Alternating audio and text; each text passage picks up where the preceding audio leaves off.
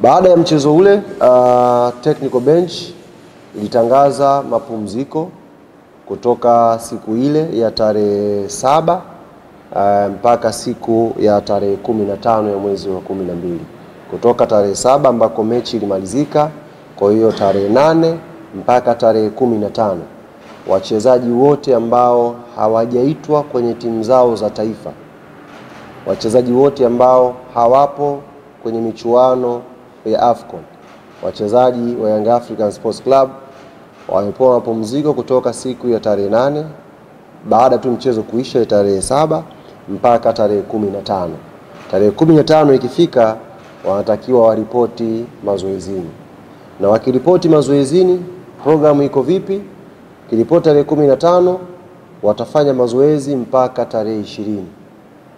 Wakifanya mpaka tarehe 20, patakuwa pana break nyingine kutoka tarehe 21 mpaka tarehe 28. Break hii ya kwanza ni break kwa sababu tumetoka kwenye mchaka wa mechi ambazo zimefuatana.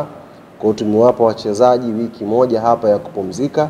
Tarehe 15 wataripoti kambini kwa ajili ya kuendelea na mazoezi.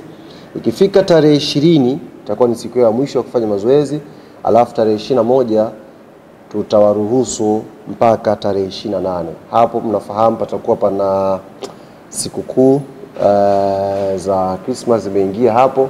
Kwa hiyo tunatoa nafasi kwa wachezaji wetu waende kuwa karibu na familia zao, washerehekee pamoja sikukuu za Christmas. Tarehe 29 wachezaji hawa watakiwa waripoti tena kambini. Kwa muda wa kula bata tarehe 21 mpaka tarehe 28. Tarehe 29 wanatakiwa waripoti tena kambini.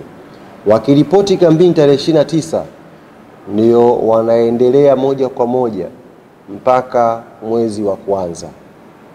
Hatujui mwezi wa kwanza ratiba ya bodi ya ligi nini kitatokea, lakini tunajua na tuna uhakika mwezi wa kwanza Young Africans tutakuwa na mechi ya away ya CAF Champions League dhidi ya Ahli, na mechi itafanyika tarehe 23. Kwa hiyo tunaweza kutokea program hapa pakawa na michezo ya ligi. Hatujajua bado, tunasubiri mwongozo kutoka bodi ya ligi, lakini wakiripoti tarehe 29, maana yake maandalizi sasa ya mechi zote zinazofuatia yataanzia hapa.